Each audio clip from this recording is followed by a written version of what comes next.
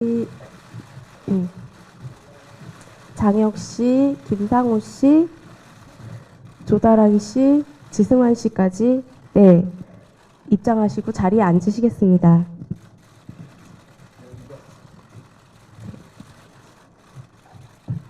감독님부터 배우들 순서대로 인사말과 소감 부탁드릴게요.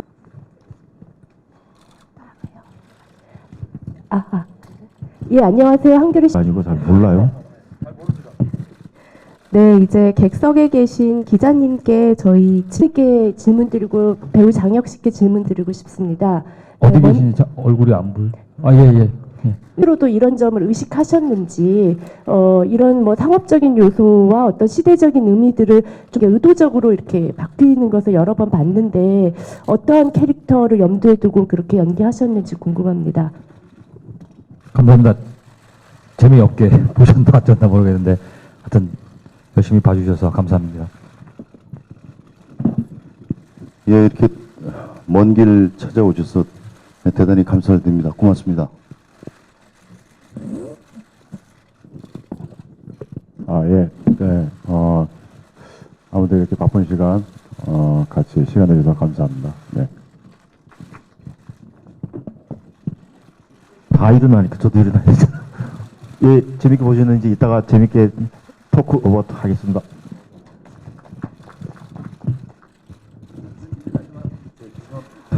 예, 죄송합니다. 저 때문에 좀 늦었습니다. 끝까지 보느라고. 네, 이렇게 와주셔서 감사하고 많이 찍어주십시오. 감사합니다. 네, 재밌게 보셨나요? 동기 역할의 지승현입니다. 이렇게 찾아주셔서 감사합니다. 비교해 주신 영화들이 뭐 저보다 월등히 뭐 훌륭한 연출가 분이 계셨고 뭐 좋은 영화라 제가 감히 뭐 비교하고 뭐 어떤 레퍼런스로 삼지는 않았고요. 제가 처음 이 영화를 시작할 때 촬영적인 컨셉은 투샷의 영화다라고 생각을 했고요. 극도로 가까이 가는 카메라와 둘이 화면을 분할했을 때의 느낌이 어떨까 그걸 중점으로 했고요. 뭐 내부자들도 봤고 더킹도 다 봤고요. 근데 뭐 그거를 뭐 따라하거나 이런 거는 뭐 하지 않았고요. 그리고 이것도 어차피 어떤 이야기를 담고 있지만 뭐 상업적인 영화인지 아닌지는 제가 판단하는 게 아니라 뭐 관객 여러분들이 판단해 주시는 게 아닐까라고 생각하고 있습니다. 그래서 그냥 진심을 좀 담아보려고 노력했는데 그게 잘 전달이 됐는지 잘 모르겠습니다. 일단 저는 먼저 말씀을 드리고 싶은 거는 배역은 미워하되 배우는 미워주지 않았으면 좋겠고요. 그리고 먼저 제가 어떤 의도를 가지고 그 연기를 말투를 이렇게 천천히 가고 이렇게 했었던 건 아니고 감정을 가지고 갔었던 씬은 딱 두 씬밖에 없었고 나머지는 감정을 뺀 상태에서 가야 된다라는 생각이 좀 강해서 처음에 그 자기 자신을 가르쳐준 그 시국선언문을 쓰신 교수님한테 그 현실은 그렇지 않다라는 말을 할 때와 맨 마지막에 검사한테 소환돼서 세상은 항상 이런 거다라고 했을 때 말고는 대부분 그냥 의무적인 어떤 이야기를 계속 툭툭 던진 것 같아요. 그래서 그 두 가지 말고는 그냥 감정이 물론 이제 웃음기도 있고 뭐 그렇지만 그게 속감정이 드러나지 않는 듯한 느낌으로 가기 위한 것만 좀 했었던 것 같고, 그리고 감독님이 처음부터 말씀하셨던 거는 하나의 계속해서 돼 있는 시스템인데 벽인데 거기에 잘못 일그러진 뭐 태극기 같은 것이 있는 뭐 소신과 원칙이라고 하지만 누군가의 소신과 원칙이 잘못되어 있는 부분에 대한 여지가 분명히 있는 거고 그 점이 중심에 있다고 한다면 굉장히 큰일일 수 있으니까 아무튼 뭐 그런 것을 염두에 두고 이렇게 연기한 것 같습니다. 네. 네, 그러면 지금 만들어지는 80년대 영화와 저희와는 기획부터 그러니까 이 영화를 이거 해야겠다 기획을 한 게 아니라요. 옆에 뭐 손효주 선배님이 계시지만 작품을 끝내시고 나서 2년을 넘게 이 시나리오를 기다려 주셨고 어떤 버팀목이 돼서 이 영화가 이게 제작을 하게 된 거지 어떤 시의성에 맞춰서 이걸 들어가진 않았고요. 그다음에 제목과 관련해서 보통 사람이란 것은 원래 다른 제목이 있었는데요. 좀 역설적인 얘기를 해보는 게 어떨까라는 어떤 여러분 많으신 분들의 충고가 있어가지고 보통 사람이란 게 참 보통 사람으로 사는 게 가장 힘들고 가장 어렵지 않나라는 이야기를 해보고 싶었고요. 그다음에 87년 이후에 모 대통령께서 자기는 어떤 이 보통 사람이란 캐치플레이로 대통령이 되셨는데 그거를 좀 더 역설적으로 좀 얘기를 해보고 싶어서 제목을 보통 사람으로 짓게 되었습니다. 저는 네, 역할을 맡으면서 실제로 영화를 보셨겠지만 사람을 실제로 죽이긴 했습니다. 근데 한 번쯤 살면서 욱해서 죽이긴 어렵겠지만 피치 못해서 누구나 한 번쯤은 어떤 과정에 의해서 사고든 어떤 사건이든 감정이든 해서 죽일 수 있지 않을까? 근데 그거로 인해서 내가 핍박당해야 되는 그 크기가 짊어질 수 없는 그 힘의 무게라면 정말 힘들지 않을까? 저도 지금 어머니가 아니었으면 아마 저희 친형이랑 그런 생각을 많이 하는데 죽었거나 아니면 이게 교도소에 있지 않을까 이런 생각을 많이 합니다. 저도 이게 좀 어렸을 때 이런 환경이 좀 좋지 않아서 근데 다행히 운이 좋아서 어머님의 이런 선택에 의해서 이렇게 성장을 했는데 한 감사하게 생각을 합니다. 근데 이제 그게 이제 이런 캐릭터가 아니면 이런 실제로 이런 현실에서 내가 만약 그런 상황이 닥친다면 나는 어떨까 빠져나갈 수도 없고 그게 국가에서 이렇게 만들고 있는 사건이라면 정말 힘들지 않을까 그런 생각을 했고요. 그리고 솔직하게 전 이제 한 74kg 정도까지 나갔었는데 결혼하고 나서 74 나갔었는데 한 66까지인가 뺐었습니다. 근데 그게 제일 힘들었습니다. 캐릭터보다 살 빼는 게 이렇게 힘들 거구나 이런 생각을 많이 해서 실제로 중간에 빈혈이나 이런 것들이 많아서 캐릭터를 잊은 적도 있어요. 너무 힘들어서 약간 헛것이 보이기도 하고 그게 인간적으로도 이게 캐릭터와 중간에서 상충이 안 돼가지고 그게 가장 힘들었던 점 생각납니다. 감사합니다. 네, 그럼 예, 고맙습니다. 보통 사람이란 무엇인가부터 말씀드리면은 얼굴로 말씀드리나요, 지금? 예, 일단 얼굴로 말씀드릴 것 같으면 장혁 씨 빼놓고는 다 보통 사람입니다.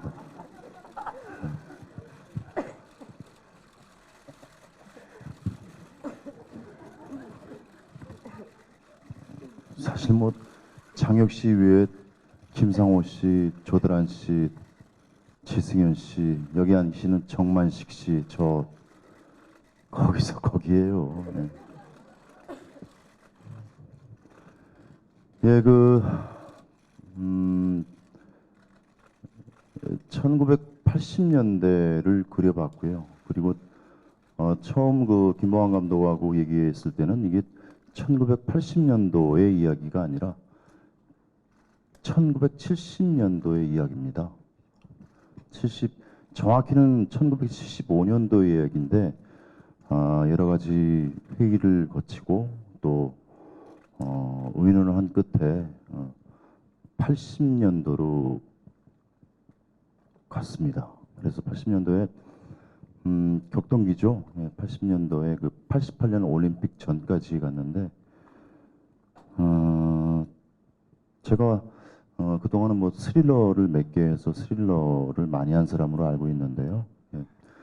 이번에 김보환 감독의 말씀하셨지만은 제목도 좀 달랐어요. 근데 어쨌든 보통 사람이라는 시나리오를 봤을 때는 2017년도에 1980년도의 상황을 그려보면 어떻게 다를까? 과연 80년도의 아버지가 2017년도의 아버지와 다른 점이 있었을까?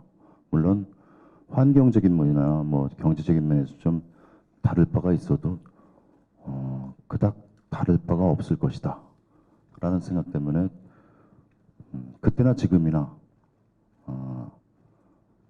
아버지가 가정을 지키고 아내를 지키고 아이를 지키는 마음은 똑같다. 그렇지만 잘못된 판단이었다라고 생각을 합니다. 지금도 만약에 저한테 제 아이와 아내와 그런 환경이 있었으면 어떤 결정을 내릴 것이냐 여쭤보신다면 대단히 고민이 많이 될 것 같습니다. 그래서 그 고민은 차차 해보고요. 예, 그래서 어떻게 보셨는지 모르겠습니다. 항상 이럴 때는 제가 기자 선생님들한테 이렇게 말씀드리는데 숙제받는 느낌이어갖고 그리고 또 대단히 힘드셨죠. 어제도 또 프리즌 시사회 하시고 그저께 또 홍상수 감독 영화 시사회 하시고 그래서 대단히 피곤하실 거예요. 지금 기자분들이. 그럼에도 불구하고 이렇게 많이 와주셔서 대단히 감사할 때입니다.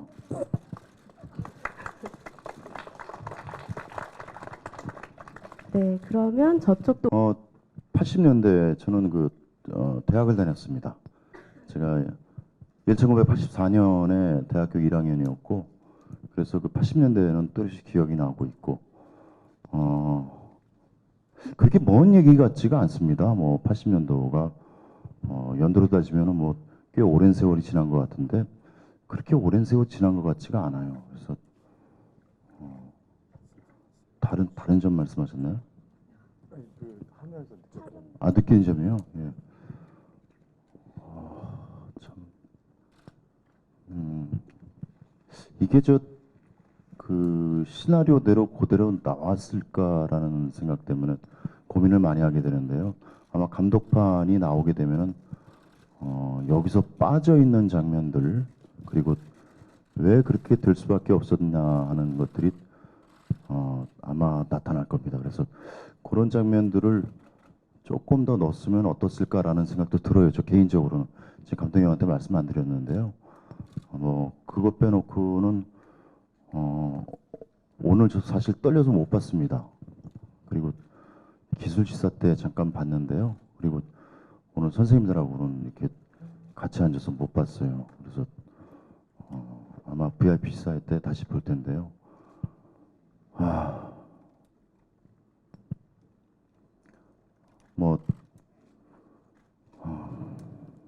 되도록이면 보통 사람 시나리오에 있는 그대로 보여주려고 그랬고 또 느끼는 바대로 또 연기를 하려고 그랬고 최선을 다했는데 아마 모자란 부분들이 있을 겁니다. 예, 그래서 또 영화를 또 만들겠죠. 네.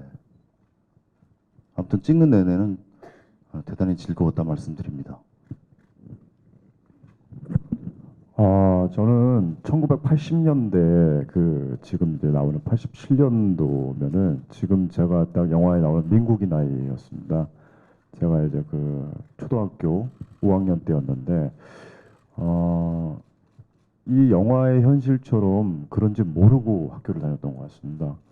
그냥 그때는 친구 만나고 딱지치기 하고 구슬치기 하고 좀 더 나아가서는 판치기도 하고 그러면서 그때 이런저런 거를 전혀 모르는 상태에서 이렇게 나가다가 그러니까 뉴스를 그때 보는 나이도 아니고 어디 지나가다 보면 체류통 냄새를 맡아서 구별할 수 있는 그 거리를 지나갔던 것도 아니고 그러다 보니까 정말 공감했었던 것은 바나나.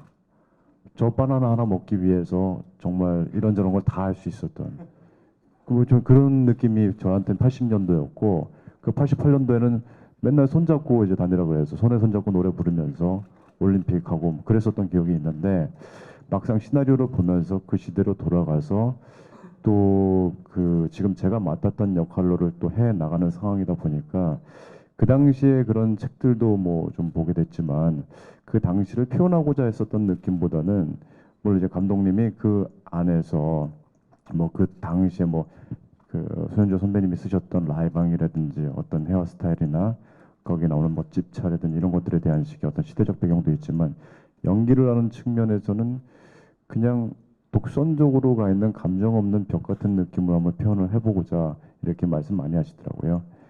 그래서 시대와 상관없는 그런 인물을 한번 표현해보고자 좀 많이 생각을 했었던 것 같고, 그러다 보니 사실 이들은 한 편이고 저는 다른 시스템의 한 편이다 보니까 좀 촬영하면서 좀 외로웠던 점이 좀 있었던 것 같고, 아무튼 그 현장의 분위기는 참 많은 그 선배분들 그리고 또 옆에 있는 후배분들이 현장에서는 참 이런저런 얘기를 연기하면서 많이 좀 논했던 그런 자리였던 것 같습니다.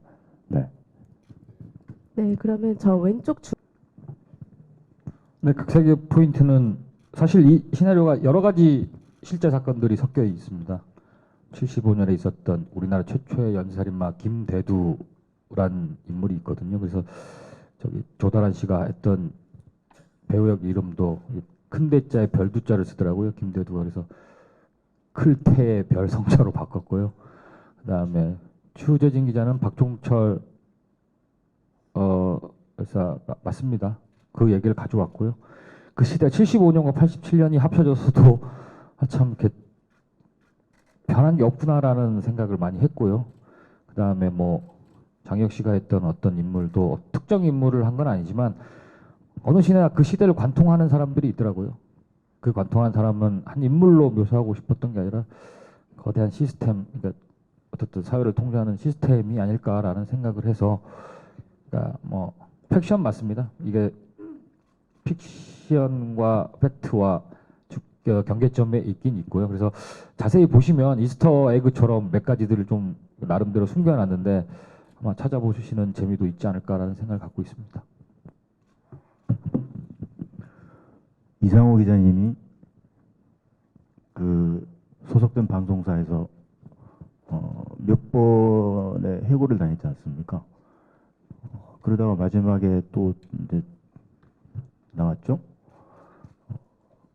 되게 화가 나 있는 상태인 것 같았습니다. 그리고 그 생각이 났었습니다. 그래서 추재진 또한 답답한 그런 것들이 화가 나 좀 있는 상태인데 그때 그 이상호 기자님 생각났습니다. 그 사람은 일상을 어떻게 살았을까?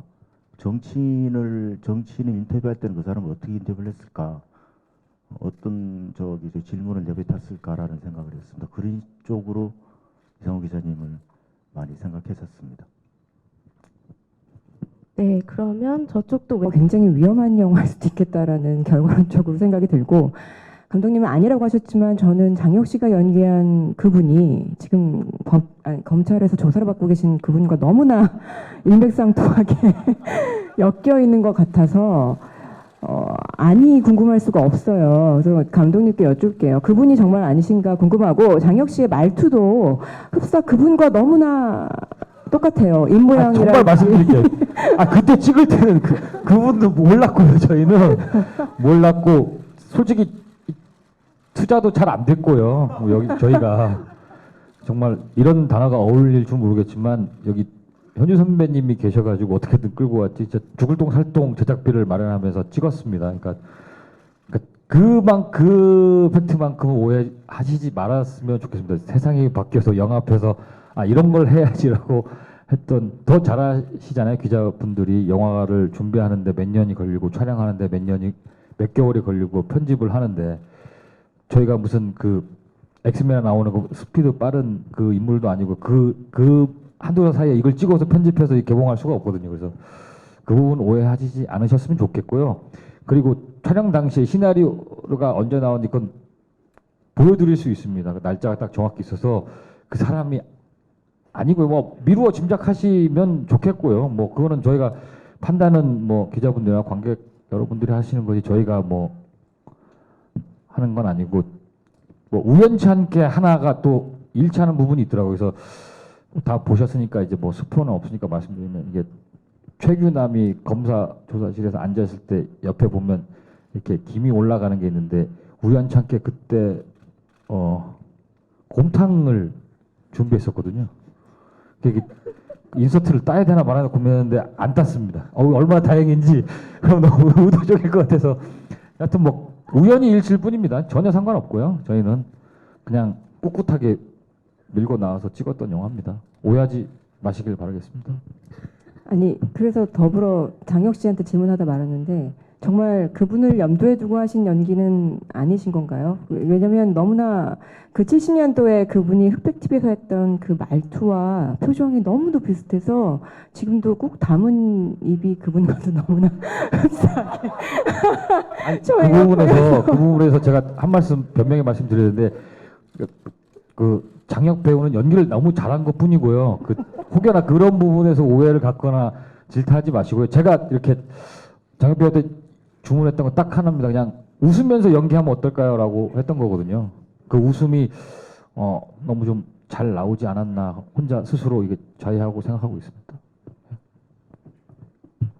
이게 참 정말 두려웠습니다. 이런 왜냐하면 이제 보통 사람이라는 그 영화에서 아무래도 제가 맡고 있는 역할 자체가 시대의 그런 뭐 옛날 조선 시대에도 그렇고 또 뭐 고려 시대에도 그랬을 것이고 500년 전, 1000년 전, 앞으로 500년 후에 2500년이라는 시대에도 누군가는 또 그럴 수 있다 이렇게 생각을 하는데 아무래도 계속해서 있어 왔었으니까. 근데 저는 성대모사를 한 건 아니고요. 그냥 글쎄요 누구를 모티브로 한 적은 없고 그 예전에 그 순수의 시대를 했을 때 그리고 그 얼마 전에 빛나거나 미치거나라는 그 작품을 했을 때 그런 왕들을 한번 해보고 싶다는 생각이 좀 많이 있었어요.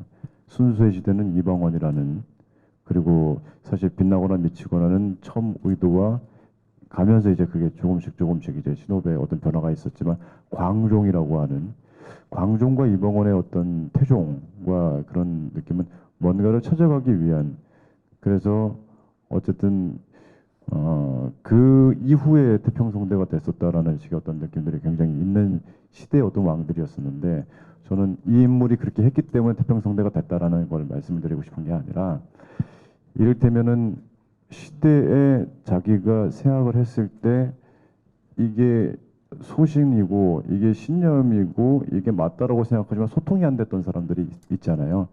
그런 사람이라면 어떨까? 그런 사람이라면 감정은 표현을 할 것인가? 그런 사람이 감정이 나오는 순간 어떤 말을 할 것인가?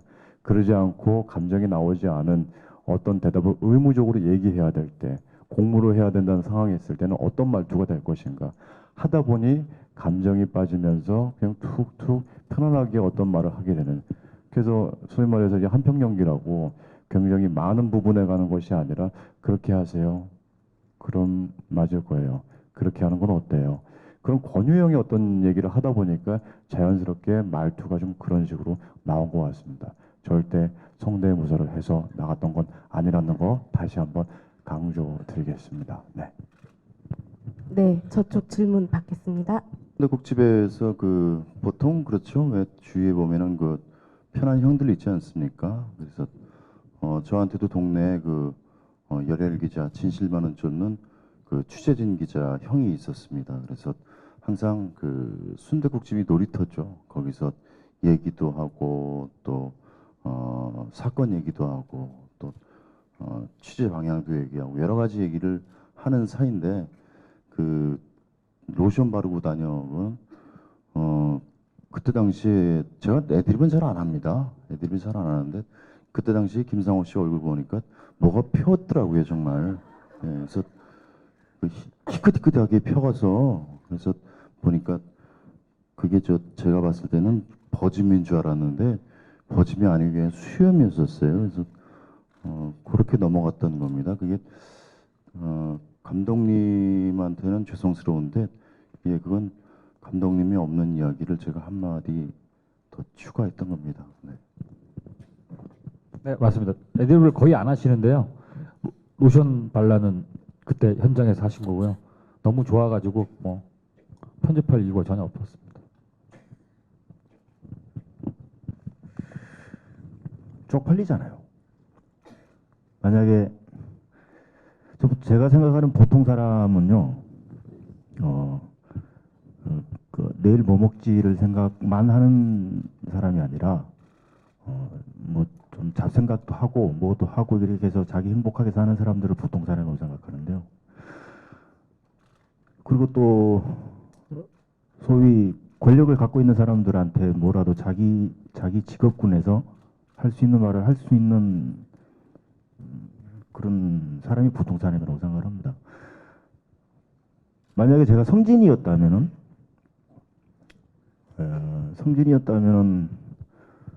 모르겠습니다. 그 어떤 선택을 내렸을지 모르겠습니다만 취재진이어서 그런 선택을 했을 것 같습니다. 그는 전화 받으십시오. 그는 자기가 거기서 자기 일을 제대로 해내지 않았을 때 이 주위가 사회가 어떻게 되는지를 분명히 알고 있는 사람이어서 자기 일을 그렇게 해낸 겁니다. 예, 그렇습니다. 예, 우리 영화 보통 사람이 30년 전의 이야기를 담고 있지만 정작 하고 싶었던 이야기는 성진이 버텨왔던 30년에 대한 이야기를 하고 싶었습니다. 뭐 그 성진이 법정에서 일어나는 거는 소위 말로 일본 말인 것 같은데 곤조거든요. 일어서서 내가 이겼다. 그러니까 화내지 않고 웃는 얼굴이 보통 사람이 할 수 있는 최고의 복수가 아닐까라고 생각했습니다. 30년 전에 모든 이야기를 다루지만 이 영화가 속 안에 내포하고 있는 거는 그 30년을 버텨왔던 보통 사람의 그 주름진 얼굴과 그 앉으라고 해도 안 앉는 어떤 그 의지가 아닐까라고 생각합니다. 이상입니다. 하겠습니다. 뭐 영화를 잘 만들어야 되는데 오늘 기자분들 뵈니까 괜히 변명하고 싶어지고 말이 많아졌습니다. 배우분들이 수고 너무 많으셨고요. 스태프들도 너무 수고 많았습니다. 그러니까 어려운 제작 환경이었고 힘들었지만 잘 버텨냈다라는 어떤 뭐 그런 뿌듯함은 있습니다. 배우분들과 스태프들의 땀 냄새가 오롯이 관객들한테 전해졌으면 하는 게 제 자그마한 바람입니다. 감사합니다. 예, 저희 보통 사람 여기 오신 기자 선생님들도 어제 프리즌부터 해서 그저께 홍상수 감독님 영화 다 보시고 그래서 제가 그 홍보팀한테 뭐라고 그랬는데요. 저희가 처음으로 하지 왜 마지막으로 했냐고 말씀드렸는데 오늘 이렇게 피곤한 와신 중에서도 이렇게 끝까지 자리를 지켜줘서 대단히 감사드리고요. 저희 영화 작년 8월부터 해서 11월까지 김보환 감독의 얘기처럼 정말 힘들게 그렇지만 내부적으로는 재밌게 웃으면서 잘 찍었습니다. 여러분 많이 사랑해 주시고 많이 보듬어 주십시오. 3월 23일 날 뵙겠습니다. 고맙습니다.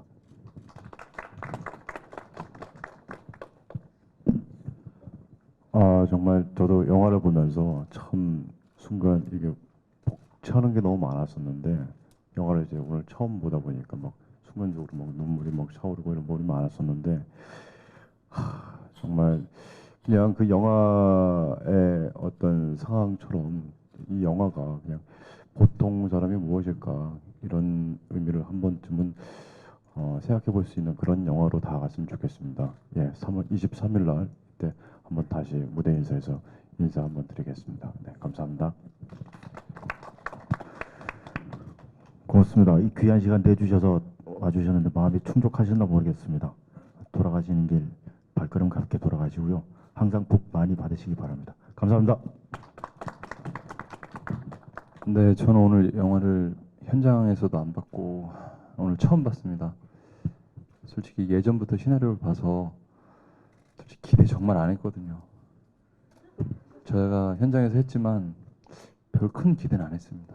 근데 마지막에 제가 제일 늦게 왔는데 혼자 앉아가지고 저 혼자 울고 있더라고요. 그게 뭘까? 이게 고민을 해봤는데 이게 전 한 몇 개월 전부터 이 언론이든 어디든 좀 심적으로 힘들어가지고 피하고 싶었어요. 그래가지고 저번 달에 한 달 넘게 좀 외국 나와서 좀 오랫동안 걷다 왔는데 그랬던 것 같아요. 저도 똑같이 그래 보지 말자. 어차피 안 변하니까 뭐 똑같지 뭐. 우리 가족이나 편하고 그래 나 즐겁고 그래.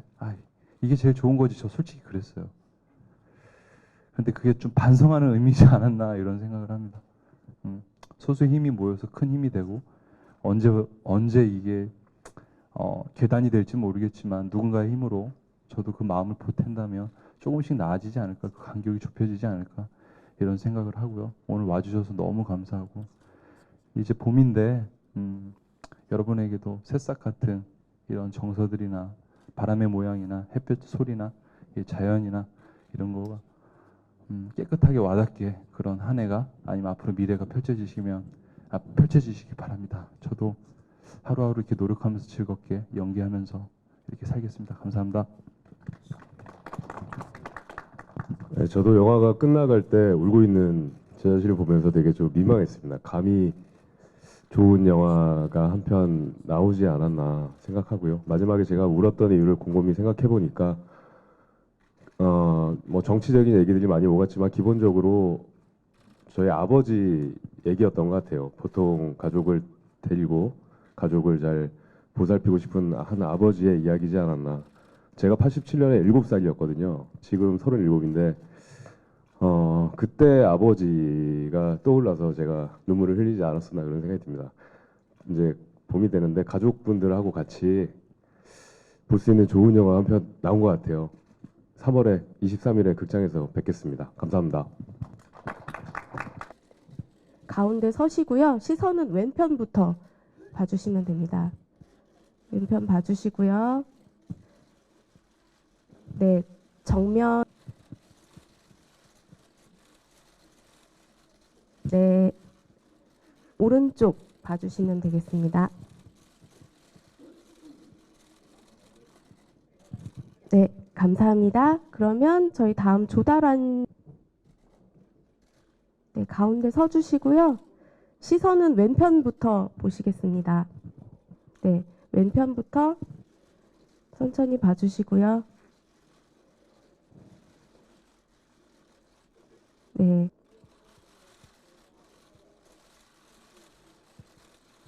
네, 그리고 천천히 오른쪽 봐주시면 되겠습니다. 네, 감사합니다. 그 다음은 네, 가운데 서주시고요. 시선은 왼편부터 천천히 봐주시면 됩니다. 네, 천천히 보시고요. 중앙 봐주시고요. 네, 천천히 오른편도 봐주시면 되겠습니다. 네, 그 다음은 네, 올라와 주시고요.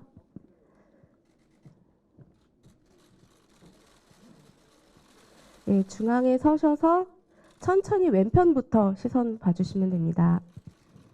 네, 왼편부터 보실게요. 네, 천천히 정면 봐주시고요. 네, 그 다음에 오른편 봐주시면 되겠습니다. 네, 손도 흔들어 주시고요. 네, 네, 감사합니다. 그 다음은 손현주 씨 촬영 있겠습니다.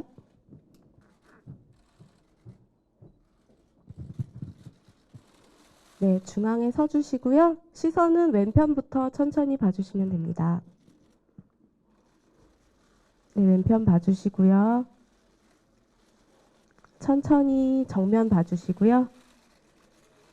손도 흔들어 주시고 오른편도 봐주세요. 네. 네. 천천히 봐주시고요. 네. 다 촬영하셨으면 나머지 배우분들 다 오셔서 배우분들 함께 하시는 단체 촬영이 있겠습니다.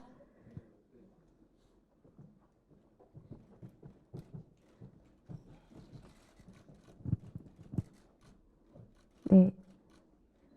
마찬가지로 조금 더 정면, 네. 봐주시고요. 시선은 마찬가지로 왼편부터 보시겠습니다. 네, 왼편 천천히 보시고요. 네, 정면도 천천히 봐주시고요.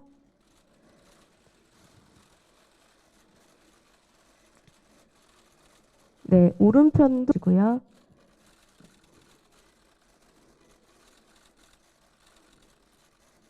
네, 정면 보시고 다 같이 화이팅. 네, 보통 사람 화이팅. 네.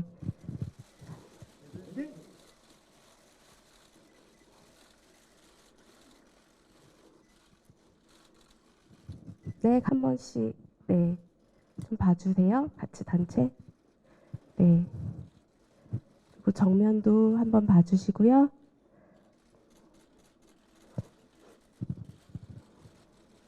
네, 오른편 같이 봐주시고요. 네, 끝으로 하겠습니다.